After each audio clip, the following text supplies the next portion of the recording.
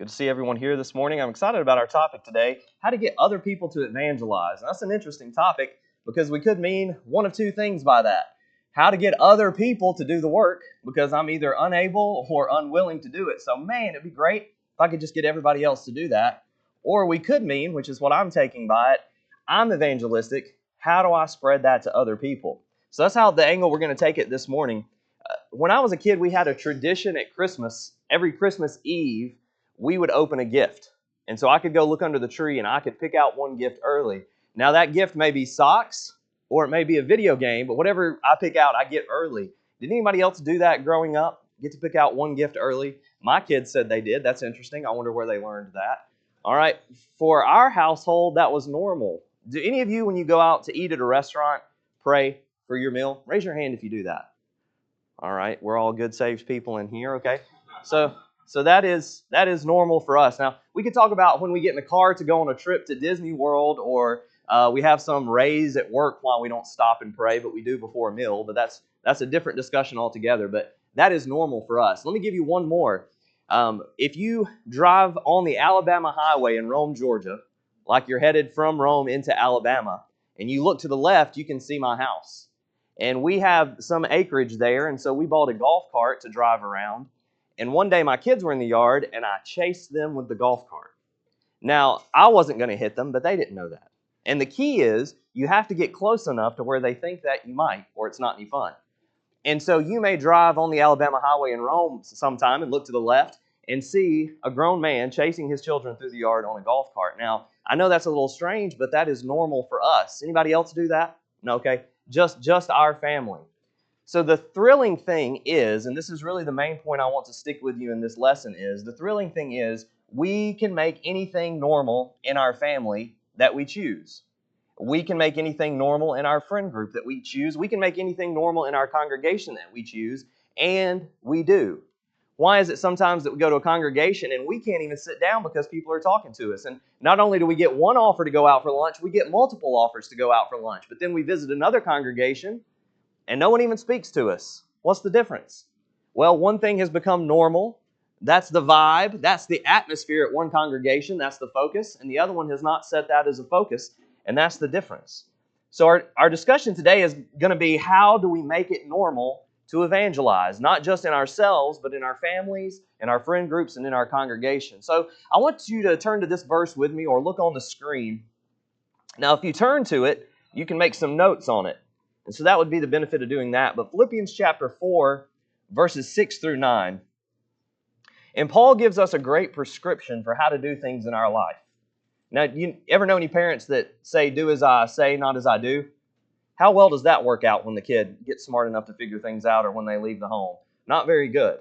So we like to see parents who say, do as I say and as I do. And this is the prescription Paul gives for all things in Philippians 4, 6 through 9. He says, don't be anxious about everything, but in every situation, by prayer and petition, with thanksgiving, present your requests to God. Verse 9, whatever you have learned or received or heard. Here's step one, listen. If we're going to get people to make these things normal, we have got to tell them about them. We've got to talk about them. But then he goes on and says, you have seen in me. We're going to have to show people what it looks like to do it, not just talk about it. And then he says, put it into practice, and the God of peace will be with you.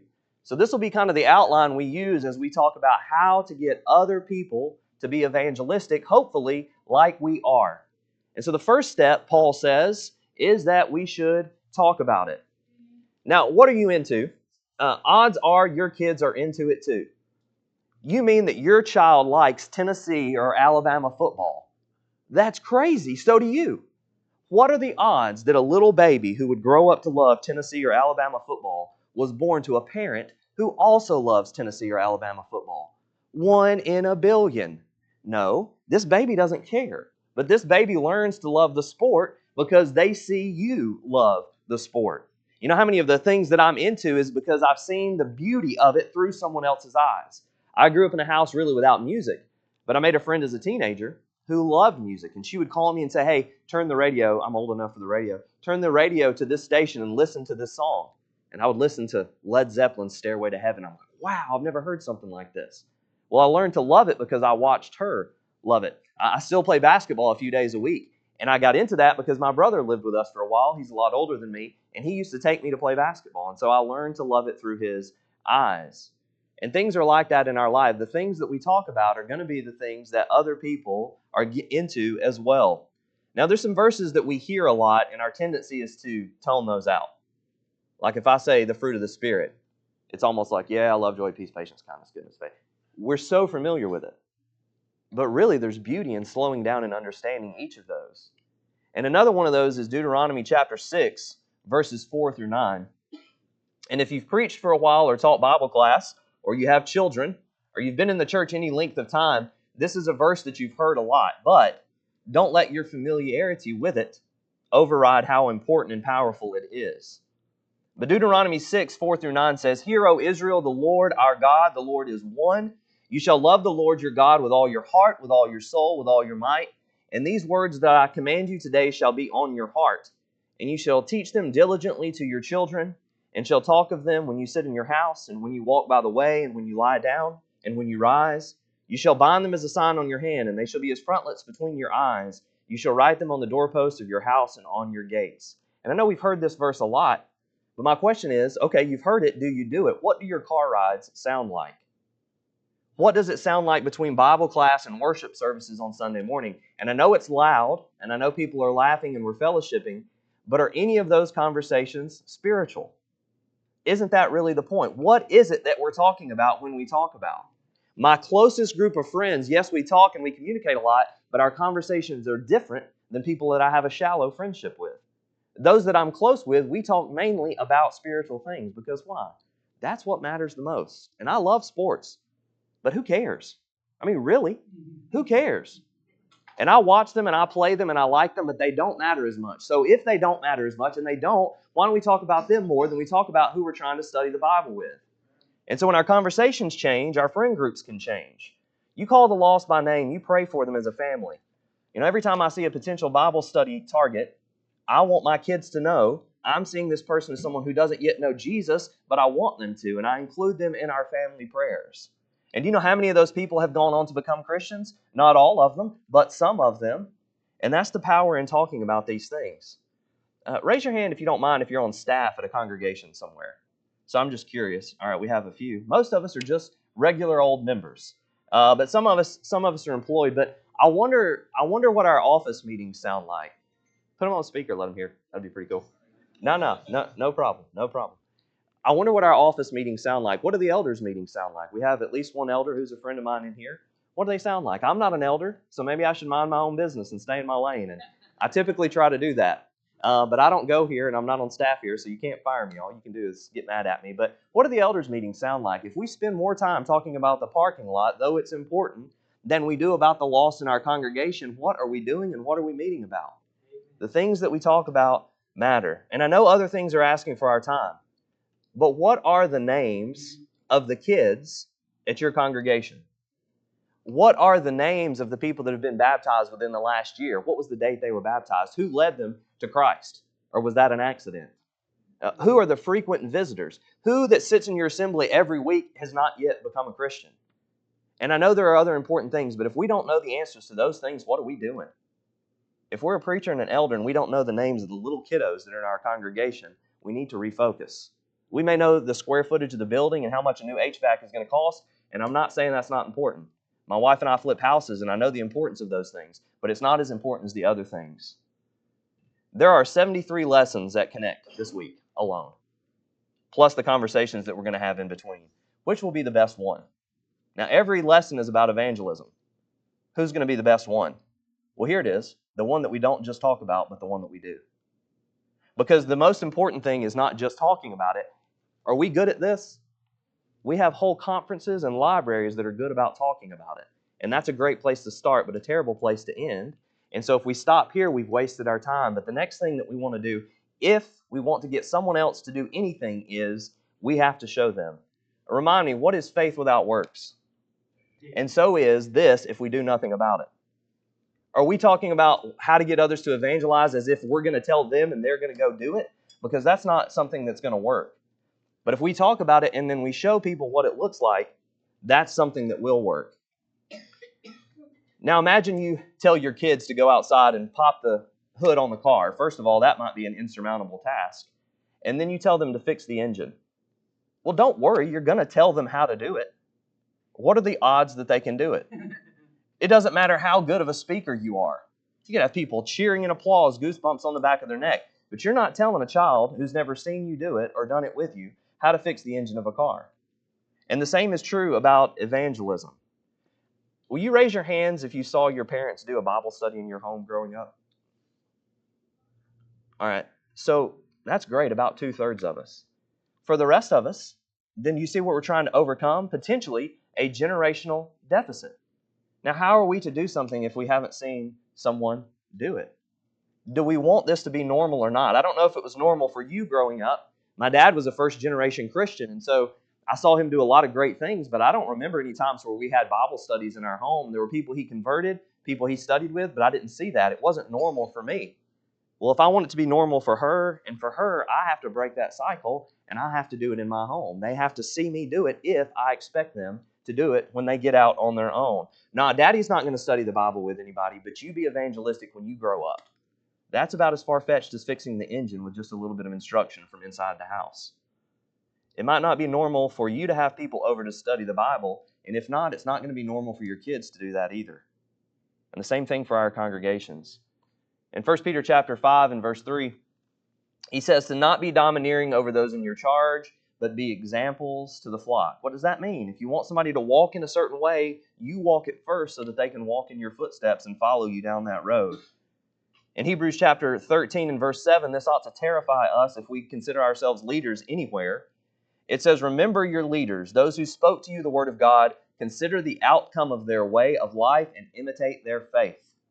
I think it's Gus Nichols. He had a great sermon outline. It was, what if every Christian was like you? Oof, just that sentence alone, doesn't that make you a little weak in the knees? What if every Christian did the things that you do the way that you do them? And I'm thankful that we're a body and we don't have to do that, but that idea is still important. So as leaders, if someone imitates our faith, what does that look like?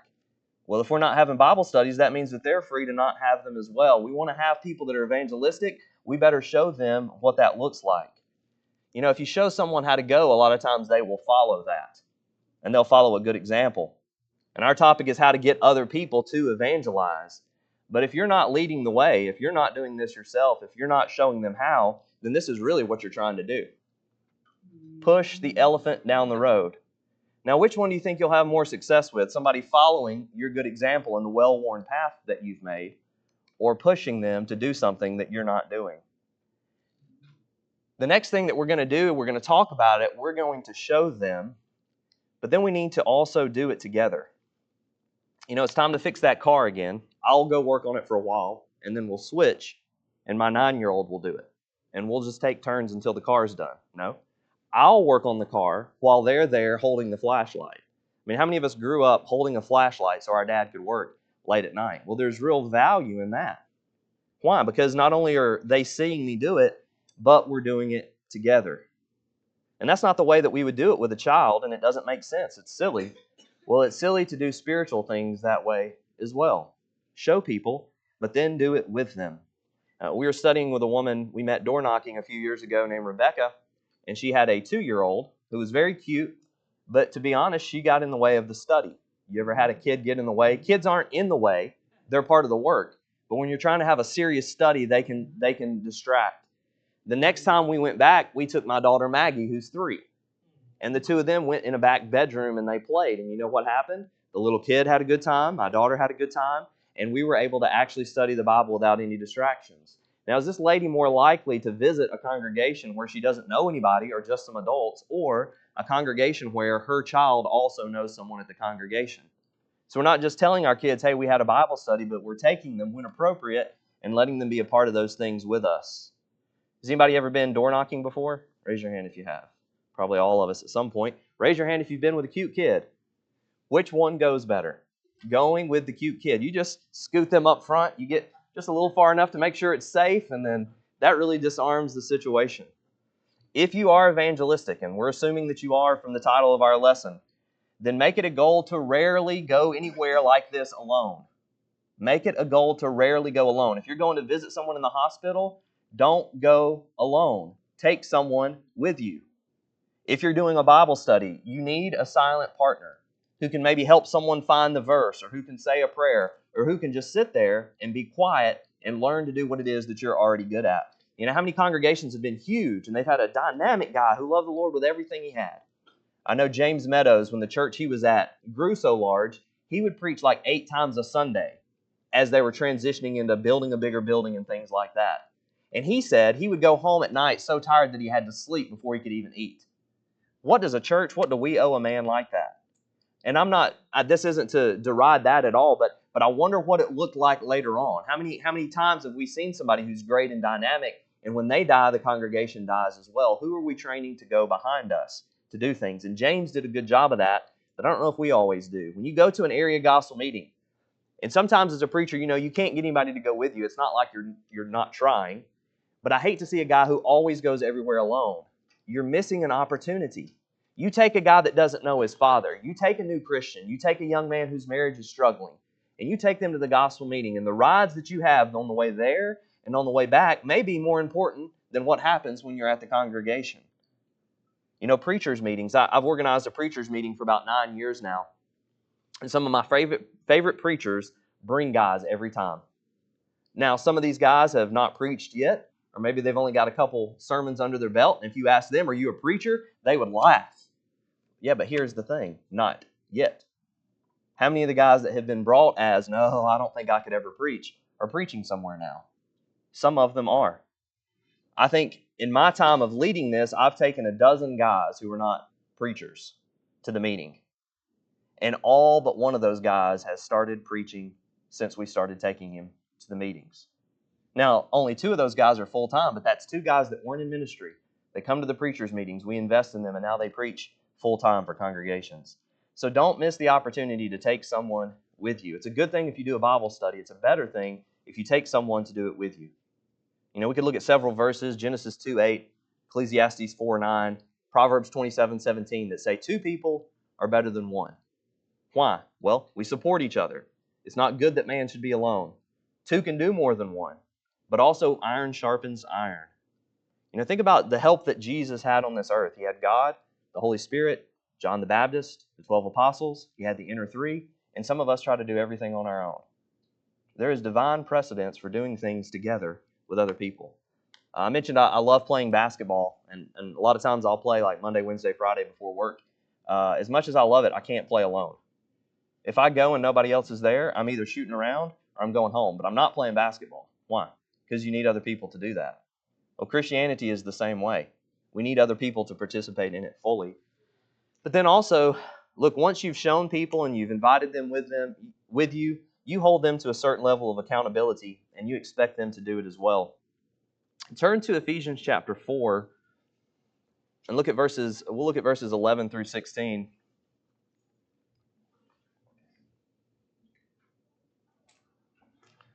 And, you've read the Bible several times, I'm sure. Have you ever read a verse and it hits you different? You're like, who put this there?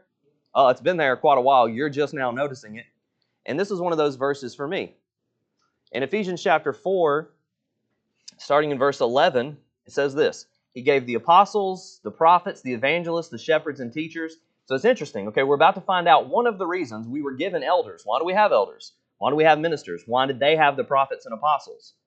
And if we finished it, it might say to do everything for us. But that's not what the verse says. It says to equip the saints for the work of ministry. Now, we have a lot of jobs as leaders: shepherd the flock, keep out the wolves, make sure the doctrine is sound, take care of families, empower the deacons to do the work like take care of the widows, love our congregation. The shepherd should smell like the sheep.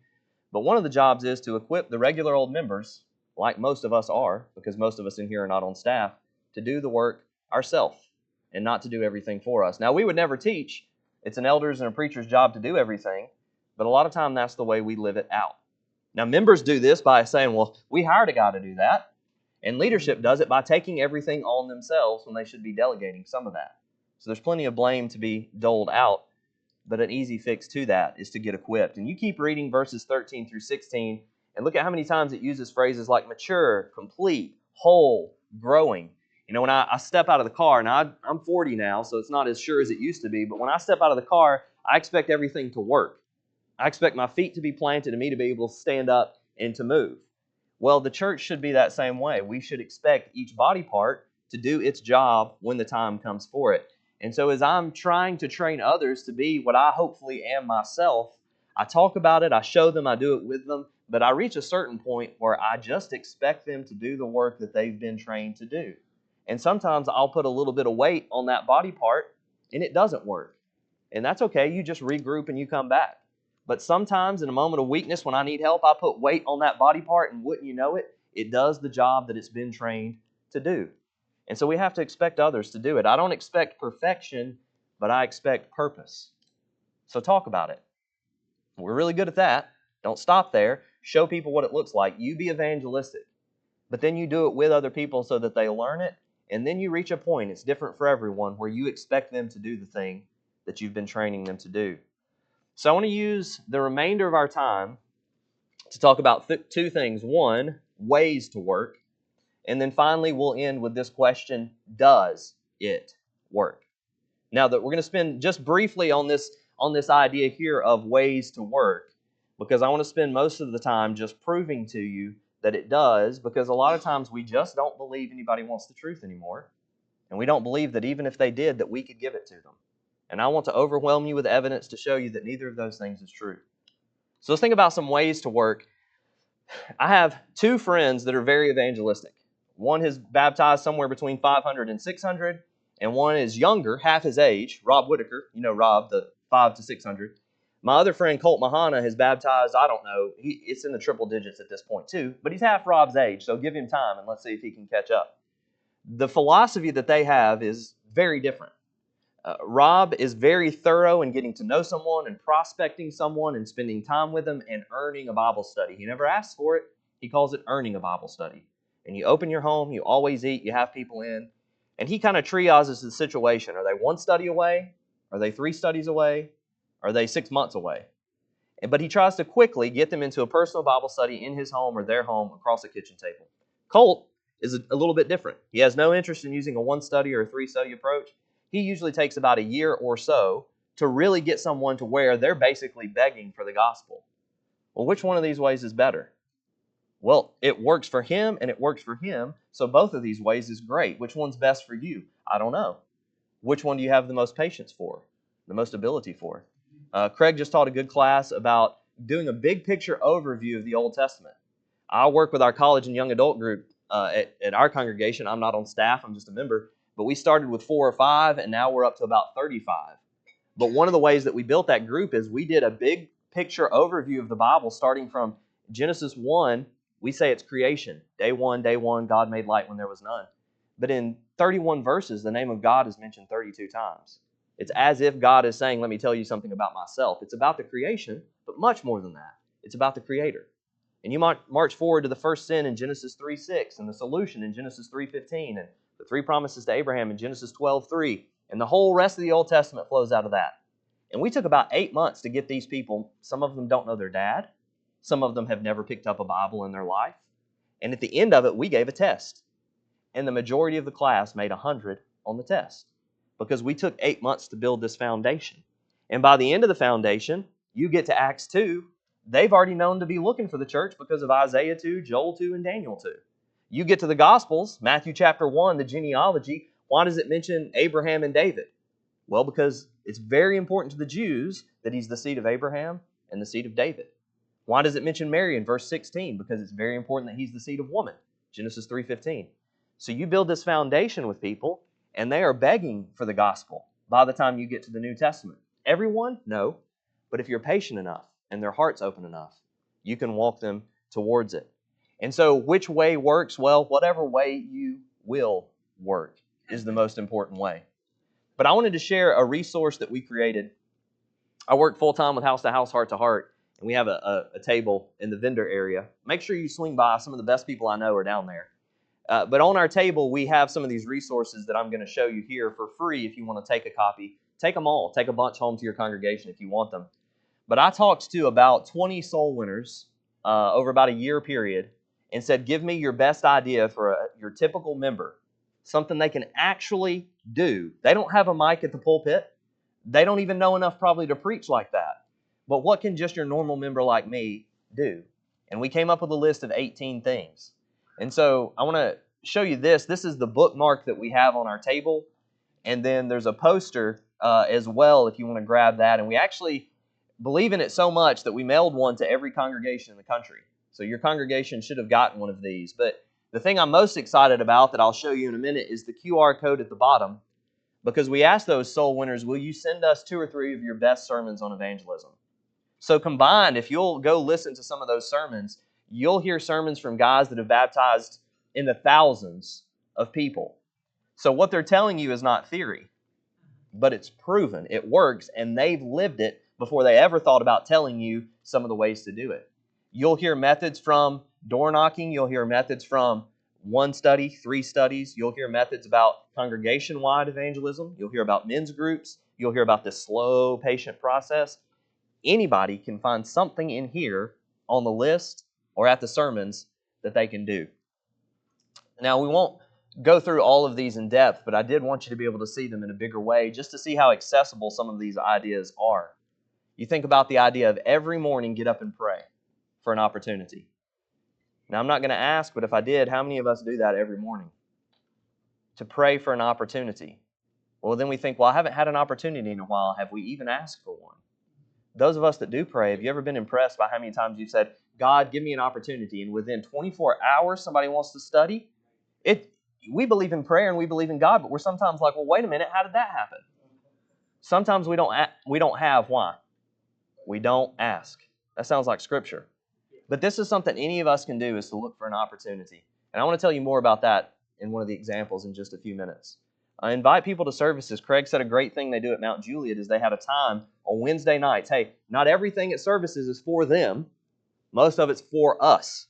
Sometimes you bring somebody in and you do more harm than good. But we're going to have this quarter on Wednesday nights. If you're studying with somebody, you bring them to this. This is safe.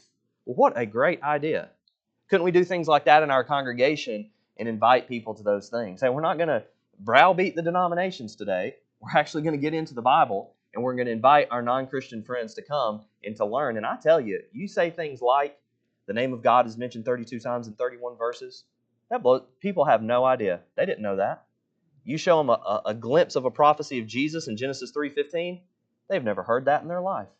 You show them the 3 promises that God made Abraham in Genesis 12, that's new information to them. Then by the time you get to the New Testament, you don't even have to explain, this is a different covenant. Well, duh. It's been saying there was going to be one the whole time. But you walk people through that, and that the Bible will make an impression on them. But you can see some more of these. And then, now usually people say, there's a worship service or a Bible study going on. Put your phone up. I want to do the opposite. I want to ask you to pull out your phone and just take your camera and look at this QR code, and it'll take you to a link. Now, don't stop listening to me to listen to all the sermons yet, but save this and just later come back to it and listen to some of it. You got guys like David Shannon who will be speaking tonight. And look, when you hear David, it's easy to be impressed with how great a speaker he is. But he's even a better man, and he practices these evangelistic things. There's a reason why when he goes somewhere, the church grows, because he is genuine about these things. I'll give you guys just one more minute to look at that. And I'm going to put up my contact information at the end, my cell phone and my email address. So if any of you guys want any of the things I share, I'll share that with you.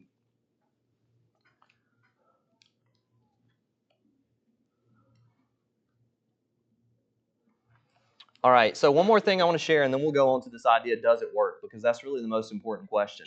That's what takes it from being theory to something that can actually be done and duplicated. As I mentioned, there are a million different ways to do things, but at House to House, we used to get requests from churches who said, we've been mailing out house to house, and we've gotten a contact, they've requested a Bible study. And we would say, that's great, how did it go? And some of these churches would say, well, we don't really know what to do next. We're not really sure. So I was kind of surprised at first. You mean you don't have somebody at your congregation that could do a Bible study? No. We really, what do you suggest? Where do we start? So I say, start in John, start in Acts, get open Bible study, get back to the Bible, get John Hurt's course, get the free. You can go to Apologetics Press, and you can download a free Bible correspondence course. They'll just give it to you. download. So here are a lot of options. But we were getting a lot of calls, and so we thought, well, we need to hire somebody who can go to churches all over the country and teach them how to teach the saved how to teach the lost. And so we did that, and from that, we've come up with a model that has worked pretty well for us. And I'll go through it briefly, and then we'll move on. I just want to give you one example. This isn't the only way to do it, but this is a tried, proven way. Some of the congregations we've worked with in the past 2 years have doubled or tripled. You think about the Church of Christ in Coweta, Oklahoma. They were on a downward trajectory. They were in the 20s, and now they're up in the mid-60s. And it's 2 years. The church in Honolulu has, anybody follow that church on Facebook, the Honolulu Church of Christ? You should, because they baptize somebody every week. What's the secret to it? You would think Hawaii might be a place that's less fertile soil. Well, no, not if you're on point and you're on mission, and it's talked about all the time. But you think about the idea of getting contacts. That's number one. Where are you going to meet people? Well, if you don't have any contacts, then the whole rest of the model falls apart. You're dead in the water. The events that we have, as great as they are, need to be things that are helping us generate contacts and meet people in our community. I remind my congregation, again, I'm not on staff, so I can say anything. You can't fire me. Ha! But I'll say, if we're doing VBS just for us and for my kids, thank you, but no thank you. My kids don't need help knowing how to have fun. They need a little adversity occasionally, really. But they're very good at fun. We don't worry about fun because they already know how to have it. If the Vacation Bible School is just so my kids see some pretty decorations, I'd really rather do something else. Let's make this something that is geared towards generating contacts that we can follow up with, as should all of our events be. Then you prospect those. The prospects lead to Bible studies, which lead to baptisms, which better lead to a new converts class and some type of mentorship, or they'll just go right out the back door, which leads to a growing church. So I want to end with this, and we've got several minutes because I have several stories that I want to share with you. The question really is, does it work? Because if not, then some of these things are just in theory, and they're not very helpful. I wanted to show you, these are people that I have studied with and baptized in the past year or so, and I don't show you this to be like, look at me, I baptized somebody. But I just want you to know that I'm not a great evangelist, but I am trying to get better. And the things that we've been talking about are things that I'm putting into practice. And I talk to people who are a lot smarter than me, which is not hard, granted. Don't say that. I'll say it all the time because I want to get better. If you want to be rich, who should you hang out with? Rich people. You want to be the town drunk, who should you hang out with? Drunks. If you want to be an effective soul winner, you should know some. And so I have made it my job, my life, to know some. And I spend time with them and I've learned from them. Now, all of these are recent studies and conversions. In his class before this, Craig mentioned just walking somebody through the book of Acts. That's what we did with this girl, Catrice, here. She'd been coming to our Bible class, and she came and said, I want to be baptized in 2 weeks at my denomination. And I thought, okay, great. I've got 2 weeks to help you understand that a little bit better.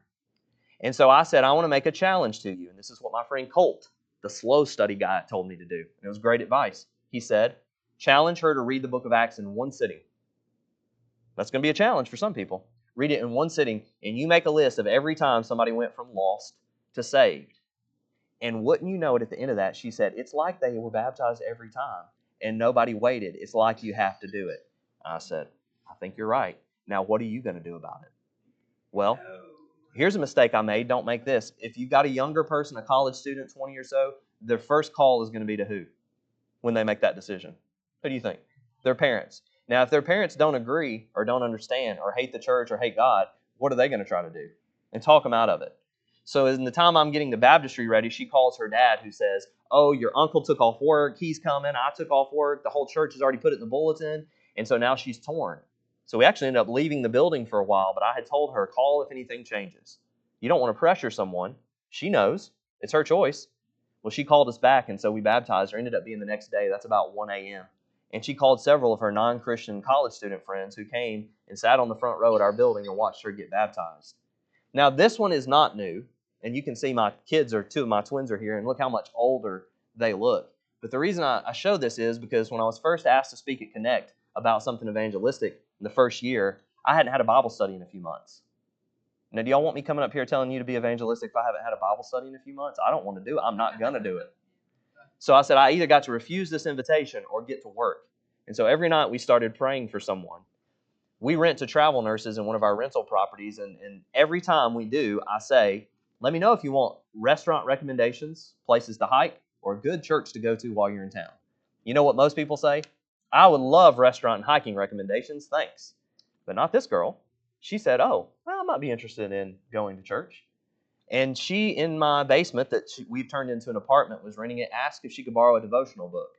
And she borrowed a book from Kyle Publications, Joe Wells, and read that. And you know what that led to? Us having a study, which led to her baptism. But there are other stories too.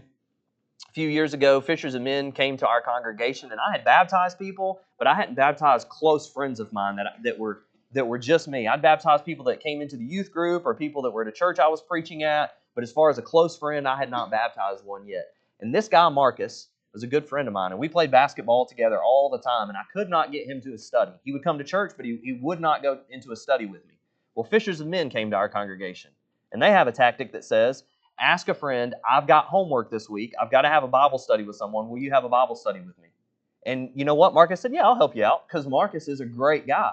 And he helped me out, and he had a study. My wife and I, we had a miscarriage once. Just to tell you about Marcus, he called and said, hey, man, I know you guys are going through a rough time. Can I help with anything? I said, man, I just don't feel like mowing our grass. I should have put this picture up there, but he came and mowed my grass. Well, that's the kind of guy he is. So Marcus, we studied with Marcus. I baptized Marcus, and here Marcus is this summer posting about doing mission work in Peru. This is Taylor Cooper. Craig knows him pretty well because he just fired him. No, I'm just kidding. He didn't. His internship ended, so he didn't fire him. Don't start that. I shouldn't have said that. Sorry, Taylor. Taylor was an intern of mine at House to House last summer, and I actually wasn't even going to do interns last summer, and I met Taylor, and I said, oh, no, I'm doing internships again. I'm going to get this guy. And he's my intern, and this is me and him in my kitchen in Rome, Georgia, where he had come to visit. And Taylor is a first-generation Christian, converted just a few years ago. But Taylor's a pretty amazing guy, and he was working out at the YMCA. And this is a picture of him wearing one of our shirts with one of the Lads to Leaders guys. But he was working out at a YMCA, and what does the C stand for in YMCA? All right, so he asked the YMCA director, what do you guys do to put the C in this place? And they said, I don't really know. But we've been talking about it. You got any ideas?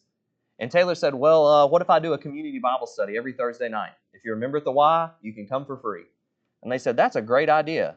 They said, what if we hire you to be the YMCA chaplain and you do Bible studies? So in Florence, Alabama, and this is the YMCA of the Shoals posting, if you go, you can find House to House, you can find AP material and the Authentic Christian podcast from GBN all on the table with a Heritage Christian University thing. This isn't at Heritage. This is at the YMCA. And they paid him to have Bible studies with people. It's like Joseph in Pharaoh's house. That's a great idea. You're in charge of it with all the benefits. All right? Well, Taylor called me after the first one and was kind of discouraged because only 3 people came, which I had to remind him, first of all, 3 people from 0, that's pretty good. But not only did 3 people come, but they were pretty good soil. And Taylor studied with one of the guys on those Thursday nights, and it led to that guy becoming a Christian. Now, what's interesting about that is Taylor's not here to play around. This is real, and he instills that in people that he studies with, and it wasn't long before this guy baptized someone. From, I have an idea, let's have a Bible study, to, okay, we'll pay you to do it. All right, got somebody. All right, he got somebody. Now, that's not the only person that this guy has baptized so far. There's another one. That guy's not wearing a shirt in the picture, so I just didn't want to do that, if that's okay. But you can see the power of that. Teaching someone, and they teach someone, and they teach someone how. Talk about it. You better do it yourself. You show them how that's done and do it together, and you expect them to do it.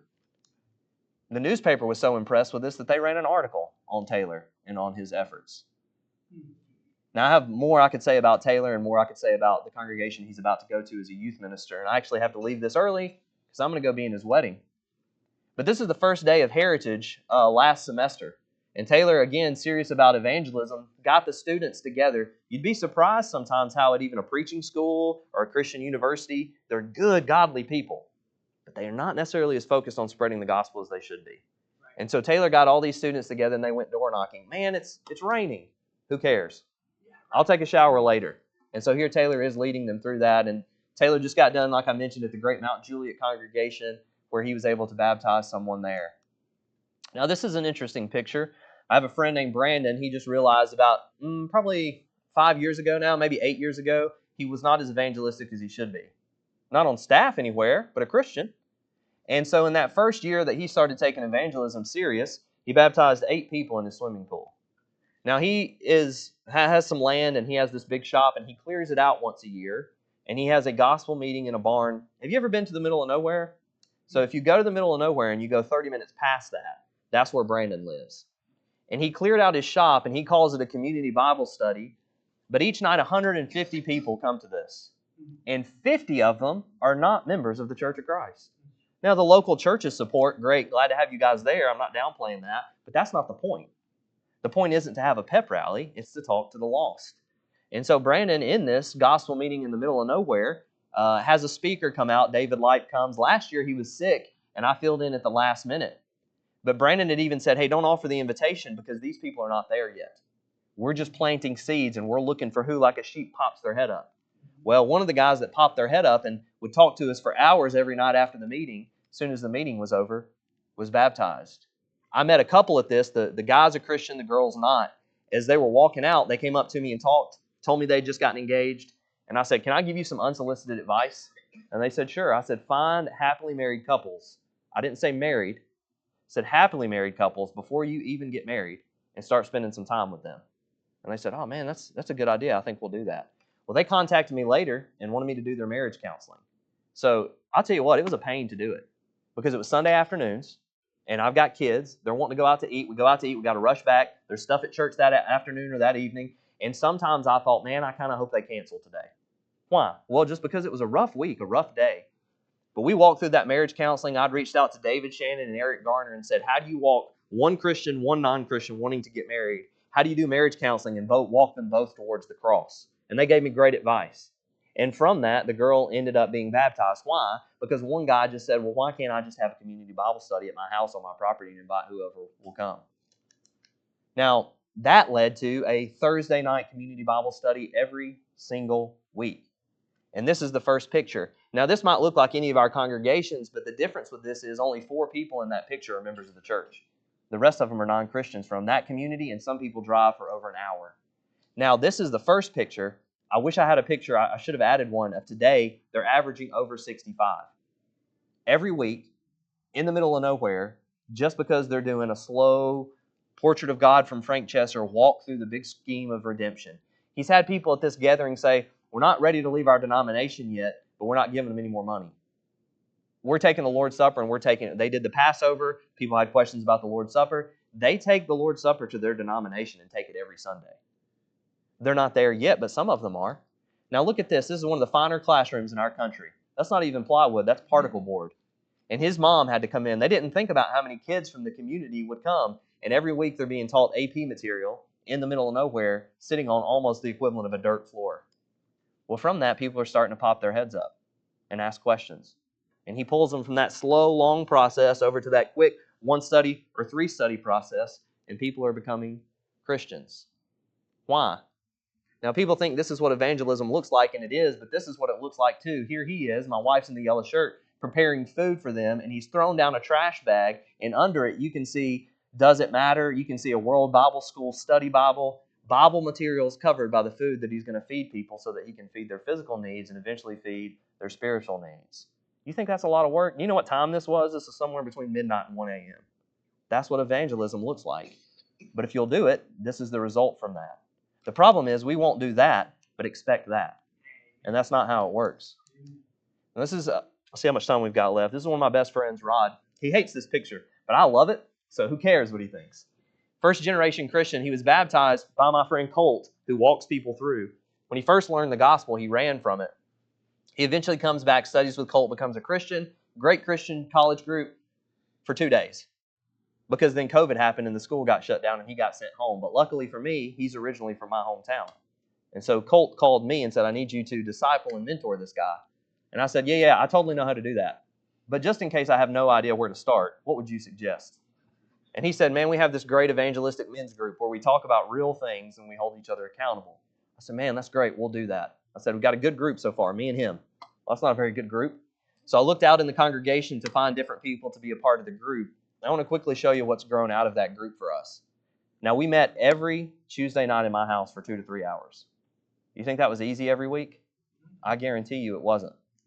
Well, from that, Rod met this woman in the middle, his wife Victoria now, their first date was at a gospel meeting with Neil Pollard. So you know things are going well when that's your first date. But Rod was able to not only stay a Christian and grow, but marry a Christian. When Rod was living in Israel, we found out about a guy who wanted to become a Christian on the island of Cyprus. And as far as we could find out, there were no Christians there. Rod volunteered to fly over, study with him, and baptize him. Now, because of that, Wayne and Christy Parker from Bear Valley were looking for an island with no church where they could plant one, if only there was someone to work with. And now they're going to be planting a congregation on the island of Cyprus. Why? Well, because Rod married a Christian, because they moved to Israel for a while for work, because he was willing to fly over to Cyprus, and now because of this young man's faith, a church will be planted in that area. Not only that, I mentioned Rod's a first-generation Christian, but now Rod has baptized his mom. And you know, some baptisms, it's like, I'll baptize you, but I don't know. You know, you're just not sure they're committed to it. This was not like that. He thought it was going to be, but his mom is all in, and she is active. His sisters, his half-sisters, are now going to Georgia Bible Camp. Just because why? Well, because Rod stayed faithful, set such a good example for his mother. This guy Weldon joined our men's group, really one foot out the door, coming some Sunday mornings. And the men's group changed his life so much that now he's leading Lord's Supper talks, leading singing, and he preached last Sunday. The group changed his life so much that his wife said, we want a women's group. And they started a women's group that met in my home before the men's group.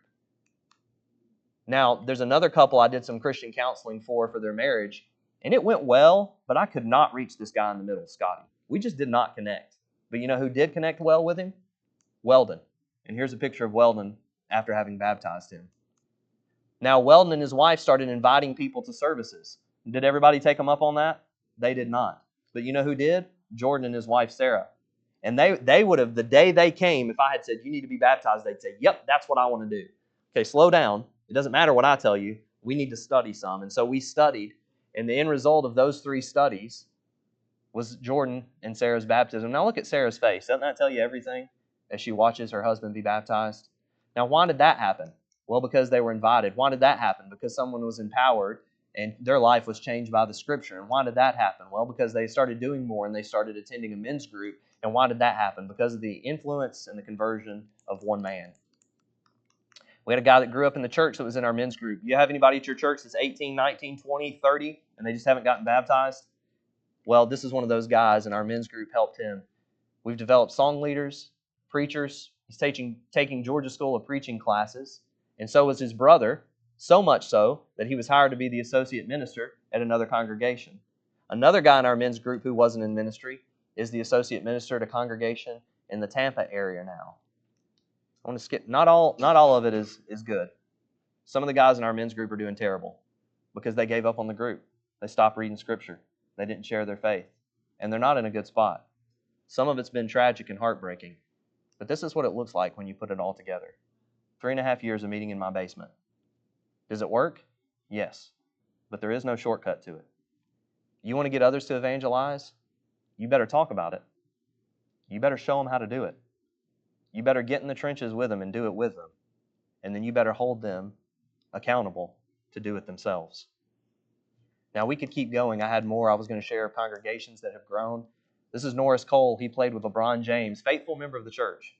And you're usually disappointed with these guys when you follow them on Instagram or something. But he got with us and has taken soul winning seriously, and he's learned. And this is a text from him the other day about someone that he just studied with, his first conversion in his 30s. Why? Well, because he took it serious to start training and to learn how to teach people. Now, I'm just going to share this and leave it with you. My contact information. There's more I wanted to say, and I'll be glad to email that to you if you want it. If you want a link to the sermons, if you couldn't get the QR code to work, then I'll send that to you as well.